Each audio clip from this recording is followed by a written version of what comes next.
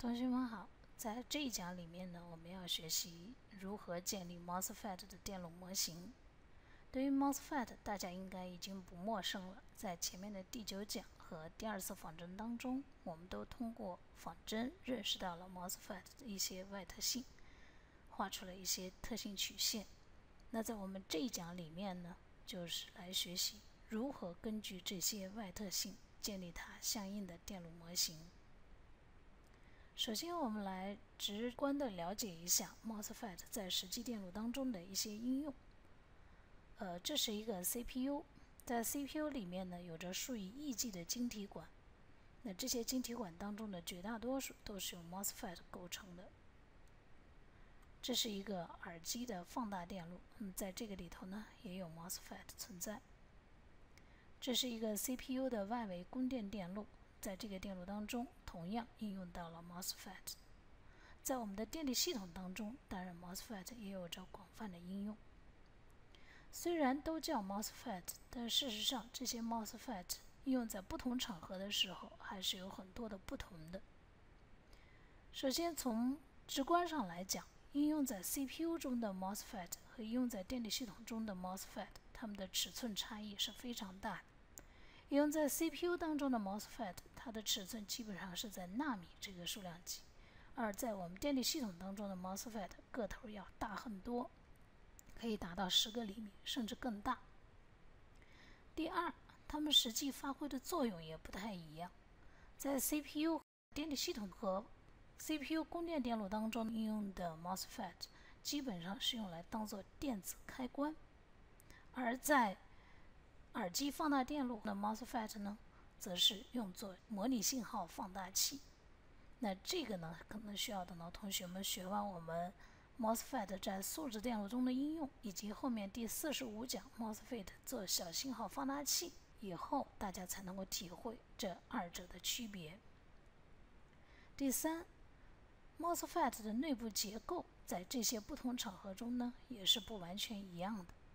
当 MOSFET 应用在这些小功率场合的时候，它的 DS 之间形成的导电沟道基本是水平的，而在我们的电力系统当中应用的电力 MOSFET， 它的 DS 沟道形成以后呢是垂直的。这种垂直的导电沟道目的主要就是为了提高它的电压等级。好，了解了一些 MOSFET 的应用以后呢，下面我们就来看一下 MOSFET 工作原理。MOSFET 器件具体的工作原理的话，同学们可以到微电子电路课程当中去加以学习。那在我们电路这门课程当中呢，我们不做详细的解释，而只是想通过2幅动画来帮助大家直观的认识一下 MOSFET 到底是如何工作的，或者说 MOSFET 在 DS 这2级之间，它的导电沟道到底是如何形成的。首先，我们来看一下，当 DS 之间不加电源，只有 GS 之间加电源的时候，它的导电沟道是如何形成的。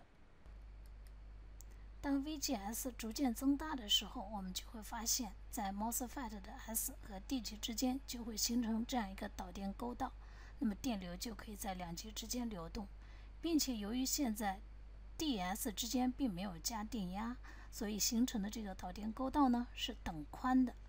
当 VGS 逐渐减小的时候，这时候导电沟道就关断了。接下来我们看一下，如果在 GS 和 DS 之间都加上电源的时候，导电沟道的形状会发生什么样的变化？我们可以看到，现在形成的导电沟道是器形的，两边不等宽。我们现在保持 VGS 不变，改变 VDS 的值，看看这个导电沟道如何变化。首先，增大 VDS 的值，我们会发现，在靠近漏极 D 的这一端，导电沟道首先被夹断。继续增大 UDS， 夹断的部分就会越来越大。反过来，如果我们减小 VDS， 那么这个时候导电沟道呢又会重新形成。但不管如何，在这个过程当中形成的这个导电沟道始终是器形的，两边不等宽。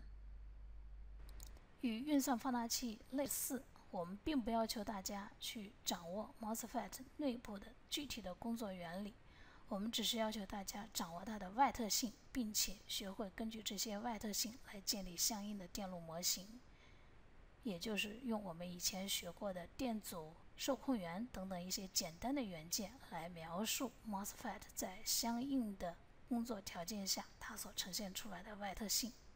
这是 MOSFET 在应用的时候通常的样接线电路。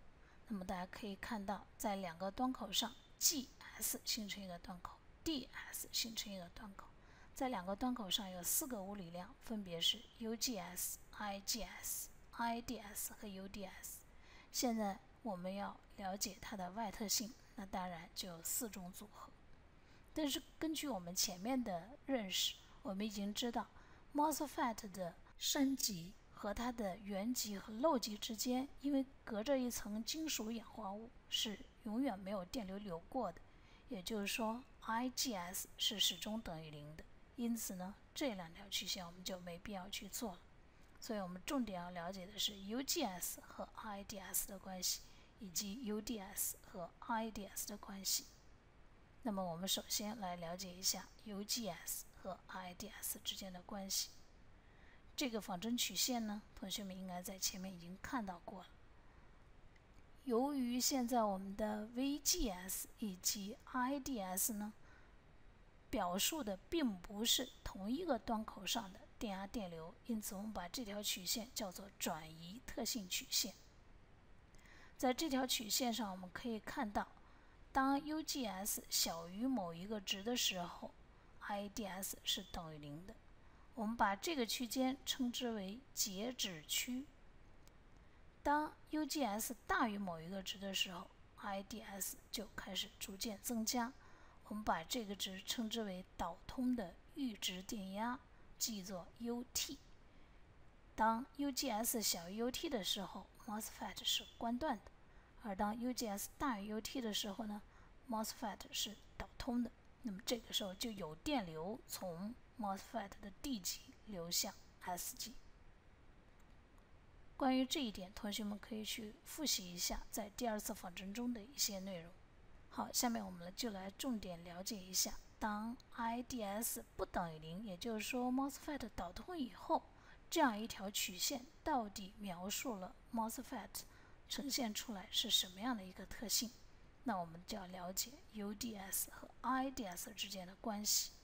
因为现在的 UDS 和 IDS 呢是同一个端口上的电压电流，而且我们通常是把这个当作输出端口，因此呢，我们把 UDS 和 IDS 之间的关系称之为输出特性。根据我们在第2讲仿真中给出的仿真结果，大家可以看到 UDS 和 IDS 之间呢呈现出这样一种曲线关系。那么这种关系呢，显然是受到 UGS 的影响。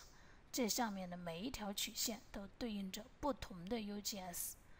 最下面这条曲线呢，是当 UGS 小于 UT 的时候 ，MOSFET 是关断的，因此呢 ，IDS 是始终等于0的。我们不妨抽出其中一条曲线来分析一下。假设这条曲线呢是对应着 UGS 等于5伏。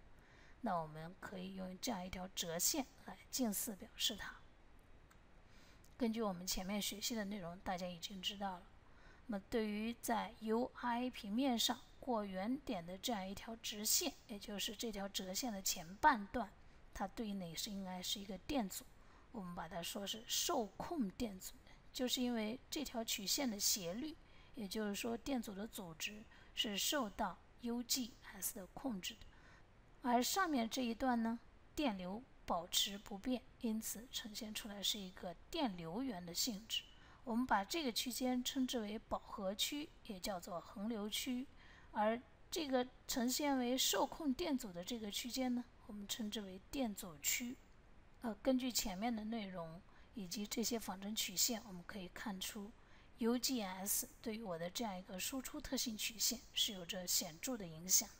无论是我这儿体现出来的这样一个受控源的大小，还是这个受控电阻的大小，都会受到 UGS 的影响。